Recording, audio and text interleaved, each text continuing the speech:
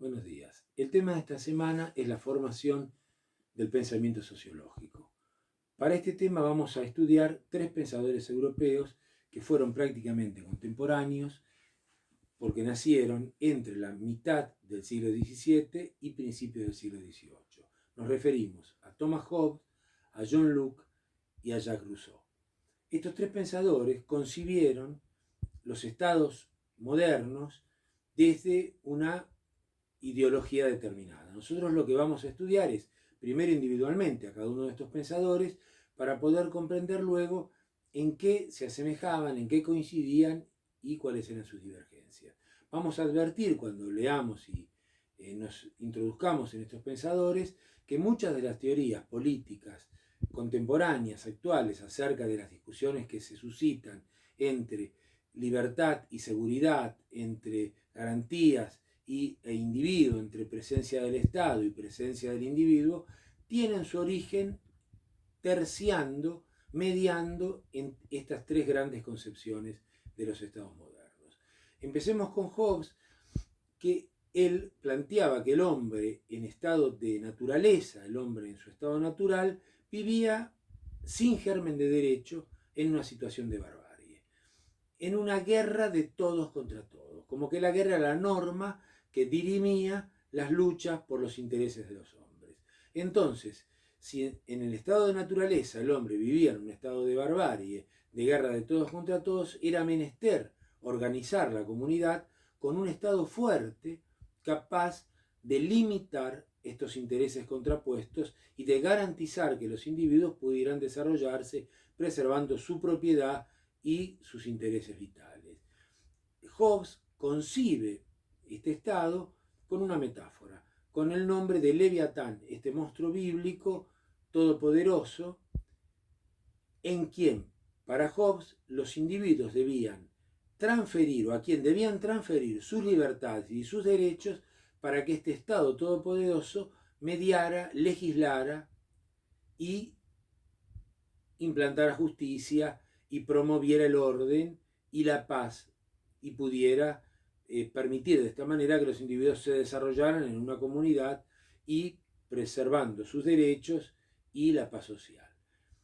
Luego de este pensador, de Hobbes, vamos a estudiar a Locke, a John Locke, que es precisamente en algunos aspectos lo contrario o la antítesis de Hobbes. Es de alguna manera considerado el teórico del pensamiento liberal porque él considera, al revés que Hobbes, que el individuo, que el hombre en su estado de naturaleza vive un estado de paz y de benevolencia. No vive en un estado de barbarie, sino vive de alguna manera apegado a la ley natural y que entonces el estado que necesita para que pueda ordenar su vida es un estado mínimo, un estado que apenas legisle o limite aquellos intereses cuando el hombre que está inmerso en ellos es juez y parte de esos intereses para que, bueno, no haya parcialidad y la justicia pueda tener un germen de derecho y de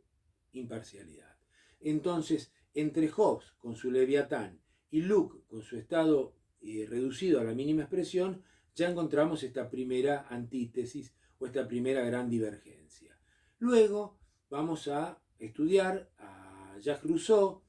que es un pensador suizo, que tiene una obra fundamental que es el contrato social y que de alguna manera viene a mediar o a terciar entre estas dos posiciones, la de Hobbes y la de Locke, que parecerían a primera vista posiciones antitéticas. Él cree también que el hombre en estado de naturaleza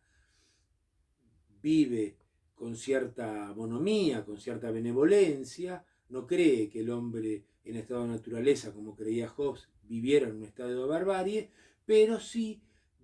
entiende que la soberanía del pueblo debe organizarse precisamente a través de acuerdos y de concordancias que él llama precisamente, y que así se llama su obra, que él llama precisamente el contrato social. Es decir, una serie de normas que legislen y que le confieran al Estado, que la soberanía popular sea conferida a los representantes de esa soberanía como mandatarios de esa soberanía popular y que esta soberanía popular, bueno, en caso de que estos mandatarios fallaran o incumplieran ese mandato volviera al pueblo para que el pueblo volviera a depositar en otras manos ese mandato para organizar su vida y preservar sus propiedades y sus intereses. De alguna manera estos tres grandes pensadores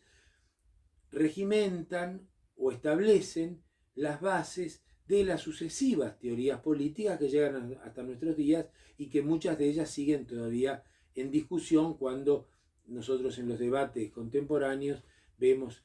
dicotomías entre seguridad y libertad o entre presencia del Estado o presencia del individuo. Bueno, esta es la importancia fundamental de estos tres pensadores en lo que nosotros vamos a formalizar o a concebir como formación del pensamiento sociológico. Bien, lean y nos vemos la semana que viene.